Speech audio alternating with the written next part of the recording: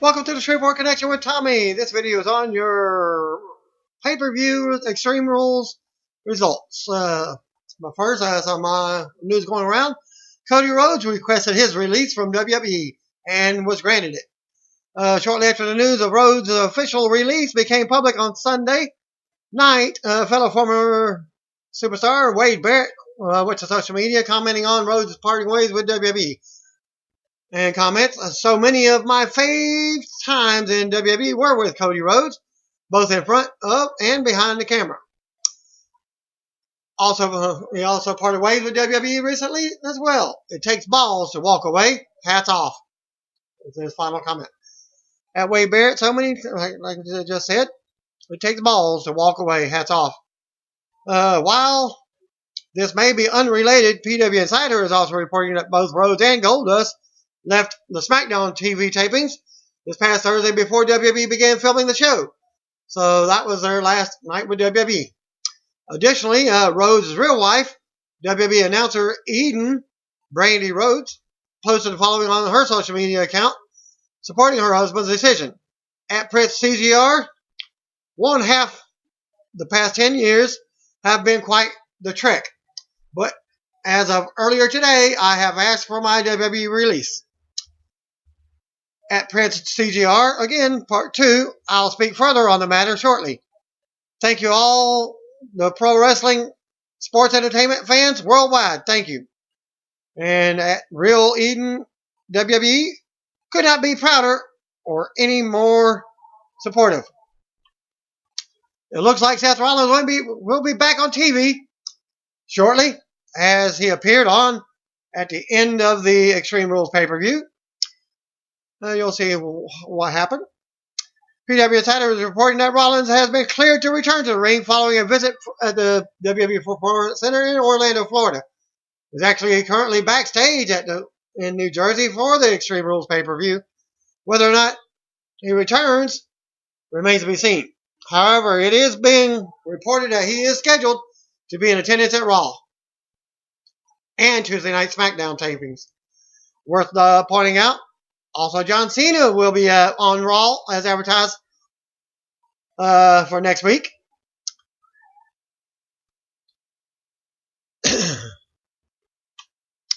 Superstar Enzo Amore, who suffered an injury at the WWE pay-per-view last month, is reportedly backstage at the Extreme Rules pay-per-view event in New Jersey. Amore is also scheduled to be at this week's Raw and SmackDown, according to a report by PWInsider.com. Enzo has yet to be officially medically cleared to make a in-ring comeback. However, WWE bringing him back on the road this week could be a sign that he is ready to return. It's considered possible that Amore will make an appearance of some kind at Extreme Rules, but stay tuned for the results for that if he did. WWE has officially hired Austin Romero and Andrea Ocampo for hosting, interviewing, and announcing duties. Romero will be known as Mike Rome on WWE TV, and he started with the company at Friday's NXT show in Venice, Florida. Ocampo started doing work for NXT in late April. WWE gave her the stage name Andrea DeMarco.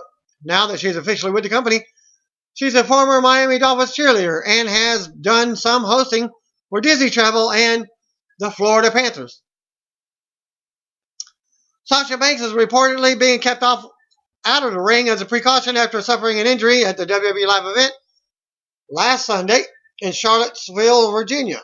On Saturday night, SquareCircleSirens.com confirmed with a source in WWE that Sasha has been pulled from all scheduled in-ring activity due to the injury. The exact nature of Sasha's injury has not been disclosed. However, there is speculation that it may have something to do with her head. Possible concussion. Banks was scheduled for WWE Live events on Friday and Saturday, but did not appear at either event. Additionally, she was scheduled for an autograph signing on Monday, but that had been replaced by Paige. The expectation is that Sunday's Extreme Rules match between Roman Reigns and AJ Styles will be the last match in the Reigns-Styles program. Right now, the belief is that Styles will transition out of the Reigns feud and into the program likely involving the club members Anderson and Gallows, which you'll probably see on Raw. WWE.com noted that Emma's ruptured a disc in her back and is something that she had already been dealing with. However, she aggravated it during her match at the May 8th WWE Live event. Emma confirmed on Twitter that she underwent a successful surgery on Wednesday and is beginning process of recovering. However, a timetable for her return is yet to be determined. With these specific types of injuries, it is considered likely that she may be out of action until the end of the year. Well, WWE Extreme Rules kickoff show opened up with the fans filing into the Prudential Center in Newark, New Jersey. Renee Young welcomed us as she's joined in by Booker T, Jerry Lawler, and Corey Graves. They hyped the show. Renee said that the WWE Network has a 90% satisfaction rate. To me, 30. And that's just by a friend of mine putting it on here, as it buffers a lot. Renee sends us to the Tom Phillips in the social media lounge. We will have Rusev in the lounge for questions later on the pre-show. We get hyped for the first ever Asylum match between Chris Jericho and Dean Ambrose tonight. They show the Asylum structure hanging above the ring, full of weapons. We come back from a break and get hyped for a WWE Women's title match. Paige and Becky Lynch join in the panel to discuss the match. Paige predicts Charlotte will retain because she's sneaky. Lawler goes with Charlotte. Becky goes with Natalya, and Booker agrees. Paige and Becky leave the panel as Renee hypes the no DQ match. We take a break and back come to the Dudley Boys coming out. Mauro Ranallo and Byron Saxton on commentary. Some fans boo as Bubba Ray. Dudley and Devon hit the ring. ECW chants start. Devon asks what Extreme Rules would be without the Dudleys. Bubba says that they have been in more extreme matches than the entire locker room combined. Bubba asks everyone if everyone remembers ECW, and of course they do. Bubba tells the fans to shut their mouth and acting like sheep. Bubba says in reality the Dudleys were responsible for killing off ECW because it went to the toilet when they left. Bubba says the toilet is where most of these new era stars' careers will be going. They go on and tease getting the tables, but this New Jersey instead, they are above Extreme now. The music hits and out comes Big Cass to a pop. Cass cracks a joke about Bubba eating the table and all the food on it. Cass says the stars of the new era will prove that they do what Bubba and Devon used to do in front of the bingo halls, but they do it better and in front of millions of people. Cass goes on with his promo and approaches the ring. He enters and gets attacked. Cass fights back, but goes down to one knee. Fans chant for Enzo Amore as Cass tries to fight back to his feet. Cass moves and Bubba clothesline Devon. Cass boots Bubba and hits the East River crossing on Devon. Cass leaves and grabs the mic, leading the crowd into the SAWFT as we go to replays. So, we see Rusev and Lana getting ready in the social media lounge. Renee sends us back to JoJo. She's with Maurice and Intercontinental Champion The Miz. Miz mocks a movie promo and Maurice applauds him. He does a second take and apparently nails it. We go back to the panel for a discussion on tonight's Fatal 4-Way and the social media lounge with Tom Phillips, Rusev, and Lana. Rusev isn't worried about Kalisso's speed because he has size. Lana says Kalisso is a cheater and he will see what happens tonight. They answer a few more questions and we'll go to a video package for tonight's main event. No DQ match, Baron Corbin versus Dolph Ziggler. We go back to Morrow and Saxon as the Andre the Giant Memorial Battle Royal Trophy is at ringside. Baron Corbin makes his way out first as Eden does the introductions. Dolph Ziggler was out next to a great big pop. Corbin mushes Ziggler to start. Pie face. Ziggler fires back and unloads on Corbin for a 1 count. Ziggler takes Corbin into the corner for some strikes. Corbin launches Ziggler to the floor. Ziggler fights back, but Corbin pulls Ziggler's face first into the ring post. Corbin rolls it back in the ring and nails an elbow in the corner. Corbin with more offense in a pin attempt. Corbin ties Ziggler up in the ropes and works him over while talking trash.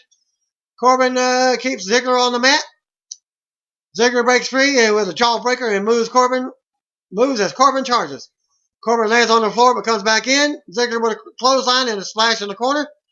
Ziggler gets hype after a neck breaker. Corbin avoids an elbow drop and rolls to the floor. No selling. Ziggler grabs him, but Corbin snaps him over the top rope. Corbin comes in and Ziggler nails a drop kick. Then the elbow drop for a 2 count. Ziggler counters the move, but gets caught in a deep 6 for a 2 count.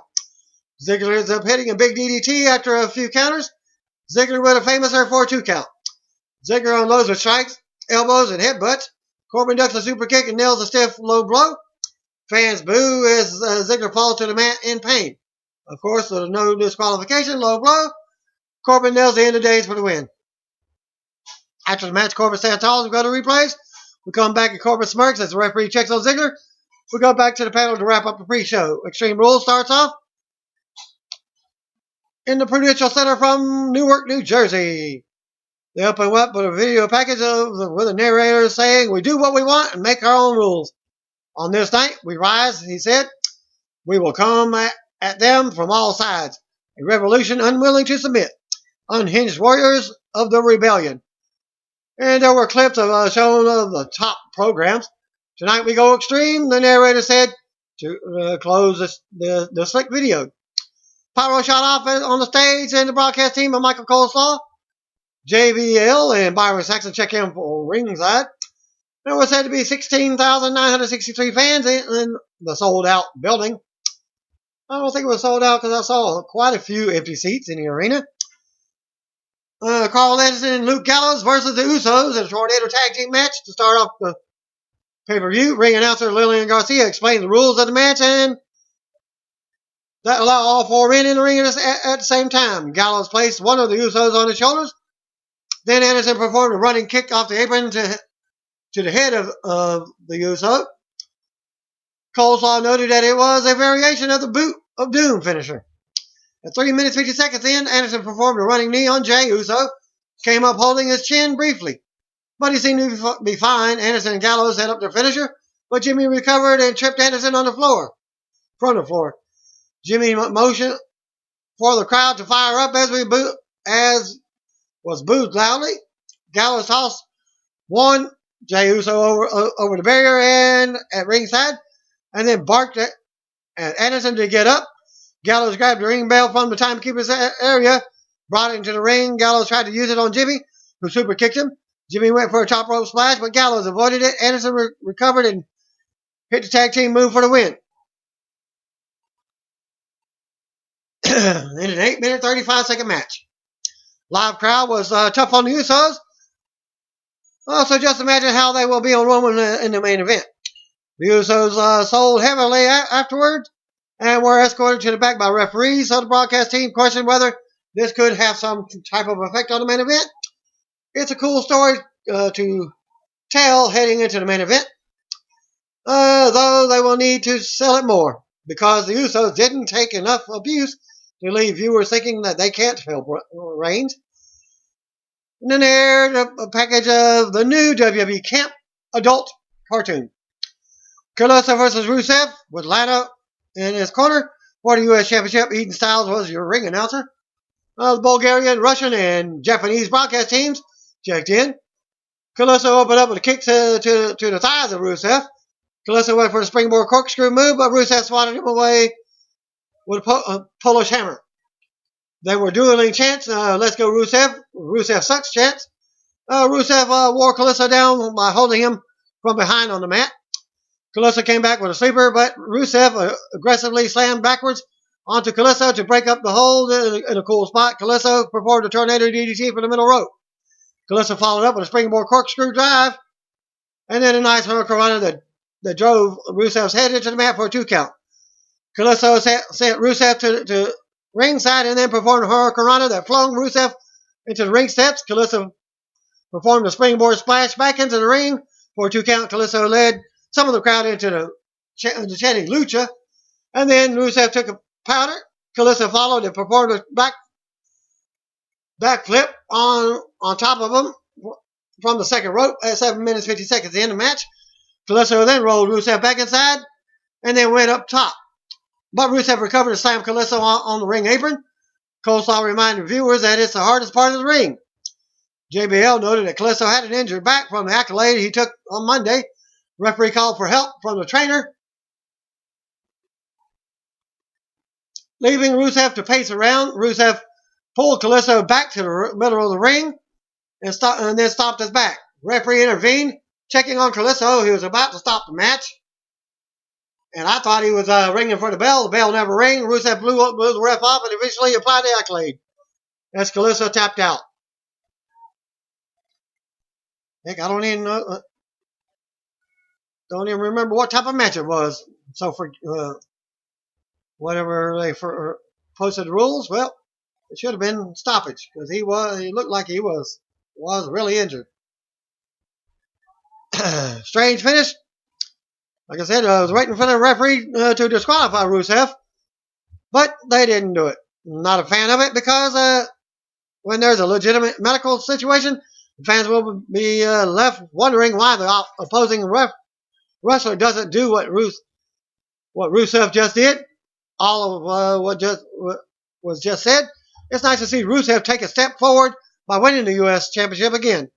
Now we wait to see who his opponent will be, transitional from for John Cena, I guess. Commercial air for the Mick Foley podcast, interviewed with Shane McMahon that will air after Monday Night Raw. JBL said that he couldn't wait for the interview. He questioned what Shane will say about his father, his sister, and why he left off the Hell in a Cell at WrestleMania. Well, maybe two of those things are enticing. Anyway, Cole set up the preview of the Teenage Mutant Ninja Turtle movie that Sheamus is as one of the villains, and they're sponsoring the show. New Day made their entrance to a big pop for the crowd. Coleslaw set up a recap of the Time Machine skit from Raw that it included the finish with the Vaudevillains attacking them at the end. Kofi Kingston said so much for the morals and values from a bygone era. Xavier Woods said that they destroyed his time machine, which drew more boos than any heel on the show thus far. Big E said it was a box, but Woods cut him off and encouraged ladies to send him photos in his time of need. Big E said that they were in the Garden State and would put a couple of hoes in the ground. They brought out the tools and what have you. Fans chanted along with the Tag Team Champions line. Loudly chanted, "New Day Rocks." Vaudevillains made their entrance. Big E is Xavier Woods with Kofi Kingston in the corner. Vaudevillains for the WWE Tag versus the Vaudevillains for the Tag Team Championship. Woods started the match and got the better of Aiden English briefly. Simon got distracted. Well, distracted him long enough for Gotch to run Woods into the ring post. Later, Woods tagged in, who hit multiple suplexes on both opponents and then performed a running splash. English came back in and got a near fall on Big E. And then English tossed E into his partners. Then Gotch ran into the ring steps. The Vaudevillains isolated Woods and performed a whirling dervish finisher. But Woods kicked out for a good near fall. Woods fought out of the corner. Big E returned to spear English off the apron. Moments later, Woods hit a running knee to Gotch and pinned him. In a 6-minute and 25-second match, entertaining match with a good near fall for the challengers. New Day were super over with the New Jersey crowd. I hope this wasn't the peak of the Vaudevillains on the main roster. As much as I enjoyed the near fall, it's worth noting that the tag champs already kicked off out of their finishing move. Will they continue to feud with the New Day? Will they slide into a program with Enzo and Big Cass once Enzo returns? Backstage, Renee Young interviewed AJ Styles and asked about the potential involvement of Anderson and Gallows. Styles said that no matter what happens, he will walk out the new World Heavyweight Champion, and he will continue to be phenomenal. Styles entered a locker room, marked the club on the door. Coleslaw set up a video package on the Intercontinental title match. The Miz with Maurice versus Kevin Owens versus Cesaro versus Sami Zayn in a fatal 4-way for the Intercontinental title. Coleslaw said Owens was only the second person in WWE history to appear on every pay-per-view in his first year. JBL jumped in and said Taker appeared at one show but did not wrestle, whereas Owens has actually wrestled on each pay-per-view event. Cool stat. Bell rang and Zayn immediately hit Owens with a hell of a kick. Cesaro disposed of Miz. Then Zayn and Cesaro squared off. Later, Zayn dove onto Miz and Cesaro ringside, then threw Miz inside the ring to face off with him. Owens returned to the match and worked over Zayn. Cesaro tried to return, but Owens kicked him, then performed a senton on Zayn for a 2 count at 5 minutes 25 seconds. Owens taunted Zayn by yelling, "It's my title," at him. Owens went up top, but Miz returned to the ring and cut him off. Owens fought him off and then had to fight off Zayn. Miz and Zayn ended up going for a double superplex. Then Cesaro snuck underneath to the Tower of Doom spot. Cesaro was unable to get a pinfall. Cesaro helped up Zayn for a suplex. Zayn delivered the knees to the head of Cesaro, then caught him with a blue thunderbomb. Miz attacked Zayn. There was a cool spot with Cesaro performing a double exploder suplex a short time later. Cesaro performed an obligatory running uppercuts on all three opponents. Quarter. He went for the swing on Miz, but Owens stopped him, performing a suplex on Cesaro to break it up. The German suplex, belly to back suplex, whatever you call it. Owens performed cannonballs on all three opponents. There was a nice series of rapid-fire moves that resulted in Miz performing the skull-crushing finale on Cesaro and getting a 2 count. 12 minutes 30 seconds in, Cesaro performed the swing on Miz, and the crowd counted 20 revolutions. Before Cesaro applied the sharpshooter, Miz reached the ropes to break the hold. Cesaro tried to pull him back. Miz grabbed Maurice, and Cesaro dragged them both in the middle of the ring. Referee got Maurice out of the ring and didn't know Miz tapped out. Short time later, Cesaro went for the swing. Owens performed top rope splash onto the knees of Miz. Cesaro performed a neutralizer on Owens. Zayn ended up breaking up the cover in another very good near fall. JBL noted that he saw Pat Patterson backstage and assumed he would be loving this match. Zayn got a nice near fall on Cesaro off a cool roll-up. Zayn charged at Cesaro, who blasted him with an uppercut. Zayn came right back with an exploder suplex. Zayn set up for the finisher, but ran right into the super kick from Owens. Cesaro charged Owens, who performed a pop-up powerbomb. Owens went for a cover. Miz blocked it. Owens knocked Miz down on the floor, then got caught bickering with Maurice, which allowed Miz to hit Owens. Allowed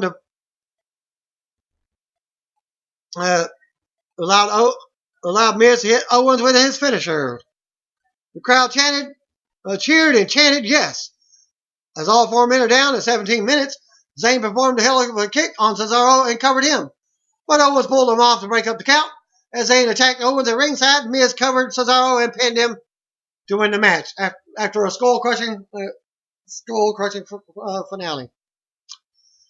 And to retain the title in 18 minutes, 15-second match. Very good match with good drama. It will be hard for anything to come close to topping this match for the night. In my view, this was the best match of the night. I like the Miz retaining more than most of the people probably do. They didn't want to see Zayn or Cesaro win the first IC title in a 4-way. Give me a story focused on one of them chasing and eventually winning the title when the time is right. My pick would be Cesaro in a one-on-one versus The Miz. Kickoff show panel checked in as Renee helped the broadcast team recap what just happened in the hour that led to up to the Extreme Rules. Video package set up for the Asylum match, match number 5. Dean Ambrose versus Chris Jericho in the Steel Cage Asylum match. The cage had all the weapons shown leading up to the event. They had a barbed wire bat and other serious weapons, but went with the comedy route with a mop to start. Hey, that reminds me of Moppy. Remember Moppy? Perry Saturn. Moppy. Yep.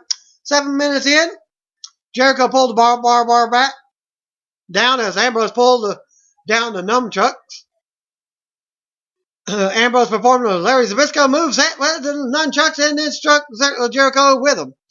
Then bringing most of the other weapons into play, at 11 minutes 20 seconds in, Ambrose slammed the strap over Jericho's back a couple times and Jericho cried out in pain. Ambrose then also appeared to catch Jericho in the face with one strap shot. Jericho came back and whipped Ambrose into the cage. Jericho told the referee to open the door, but the referee told him it stays closed because I think you have to escape the cage in this one. Saxon said there's no escape, just as Jericho tried to escape over the top of the cage and only stopped by Ambrose. Remaining hanging weapons were a fire extinguisher, a bucket, a straitjacket, and a potted plant. Ambrose climbed up to grab the extinguisher rather than use the assortment of weapons already lying in the ring. Jericho threw the straitjacket over the face of Ambrose and got a 2 count. Jericho tried to place Ambrose in the straitjacket. He got it in, but he didn't get her tied up. Ambrose said no repeatedly and followed out of it. There was a loud "We Want Rollins" chant, which was the most noise the crowd had made all match. Ambrose and Jericho fought on the ropes. Ambrose knocked Jericho down. Ambrose looked to the bored crowd and climbed up to the top of the cage and ended up performing his elbow drop onto the standing Jericho to a flat reaction. Ambrose pulled the bucket down, and it contained a bag of tacks, which he spread around the ring for a better pop than the other weapons received. Jericho looked horrified and tried to escape, but Ambrose stopped him. Ambrose caught him in an electric chair, but Jericho rolled through for a 2 count. They took turns teasing one man leading or landing on the tacks before Jericho ran Ambrose into the cage, and then Ambrose comically fell in front of him. Jericho ended up applying the wall to Jericho. Ambrose grabbed the kendo stick and struck Jericho with it repeatedly to break the hold. Ambrose went to the ropes, and Jericho ended up spraying him with a fire extinguisher. Jericho performed a code breaker for a 2 count. Jericho then struck Ambrose in the gut with a barbed wire bat a couple of times and jawed at him to get up. Jericho went for the code breaker when Ambrose stood up, but Ambrose caught him and dropped him onto the tacks.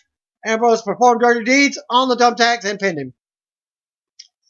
Great match in a 26 minute and 20 second. Release the kennel match, Hounds. This was a campy garbage match mess. The effort was there, and I'm sure Jericho will especially feel it in the morning, but the live crowd was flat for everything other than the thumbtacks. This was a Clockwork Orange House of Lethal Lockdown, fun based on the 2 terrible TNA gimmick matches. I'll be damned if they didn't pull out the thumbtacks, which are staples of TNA garbage matches. I hope no kids themselves into defending this by saying the crowd would have reacted better if they didn't have to follow the four-way match. They had 26 painful minutes to get the crowd into the match, and nothing worked. WWE Network commercial aired.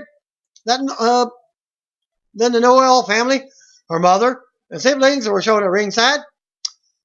Cole saw Pimp to the WWE Cruiserweight Classic. A video package set up the women's title match. Ric Flair was shown backstage wishing Charlotte luck before the introductions for the women's match. Charlotte versus Natalya in a submission match for the WWE Women's Championship with Ric Flair banned from ringside. Coleslaw said that Charlotte is the first woman in history to have a match on 11 straight pay-per-views. Plus, she appeared on 2 network specials during that time. Natalya performed a slow-paced version of her run over Charlotte into the ropes and then followed by a dropkick spot. Later, Charlotte worked over Natalya's knee and performed a moonsault and then a half crab. Natalya yelled up no repeatedly, broke free and performed a release German suplex. Natalya applied the sharpshooter. The fans started looking at the entrance area for somebody else to interfere. Charlotte reached the ropes. Coleslaw explained that Natalya doesn't have to break the hold until 5. Ric Flair's music played, and Natalya immediately released the hold and acted like she won.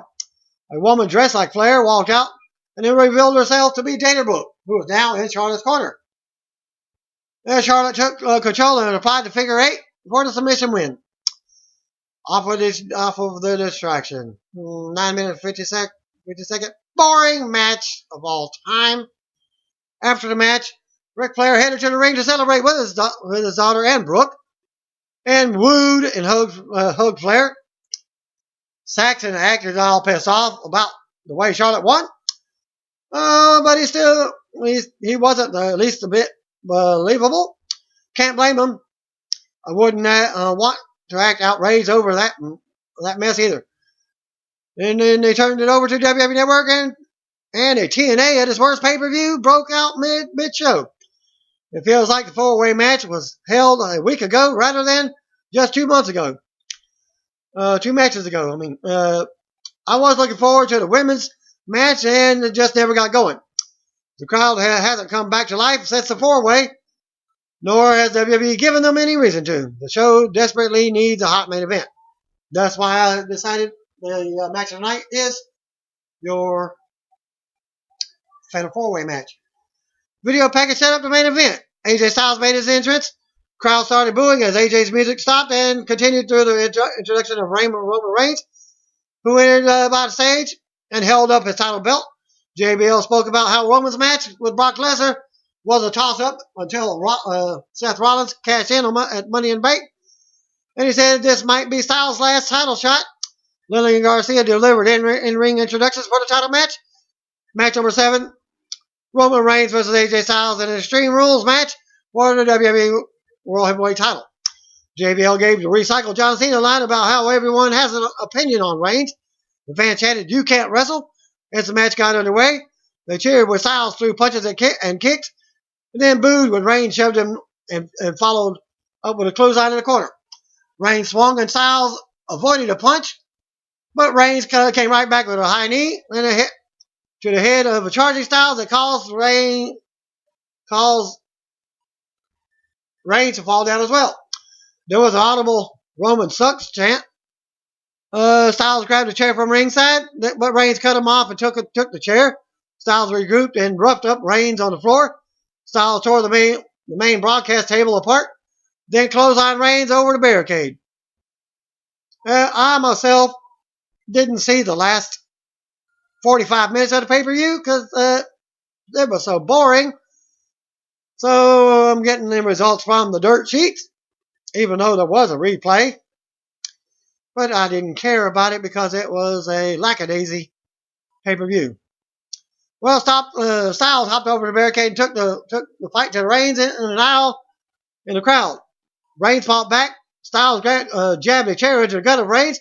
They fought over to the kickoff show set, where Reigns threw Styles onto what they called the glass table. It survived. Another loud Roman sucks chant started, and it ended when Styles caught him with a kick to the head. Styles leapt off the table and put Reigns down with a phenomenal forearm.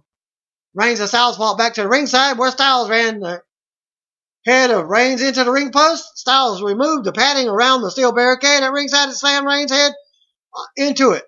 Styles then pulled the ringside pads back and went for a Styles clash, but Reigns broke free and punched him.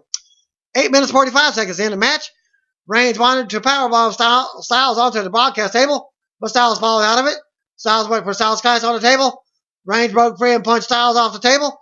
Styles charged at Reigns, who back body dropped him through the main broadcast table. Reigns rolled Styles back inside the ring and covered him for a 2 count. Reigns broke out of a crucifix, set out powerbomb for a 2 count. Cool spot. Moments later, Reigns went for a spear, but Styles clipped his knee. Reigns sold a knee injury.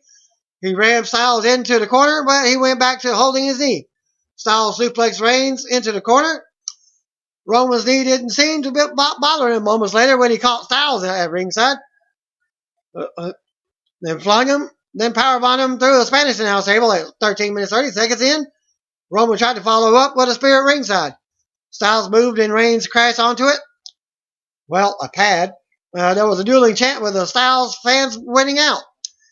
AJ set up for his finisher, but Roman caught him with a Superman punch that knocked him to ringside. Reigns speared Styles on the floor. Reigns rolled Styles back inside the ring. Anderson and Gallows came out for the interference at 17 minutes 15 seconds in, hit him with a boot of doom. They placed Styles on the top of Reigns, who kicked out at 2.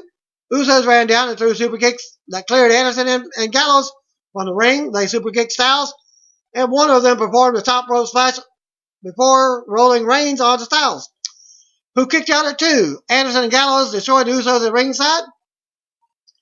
Anderson and Gallows returned to the ring and 8 Superman punches.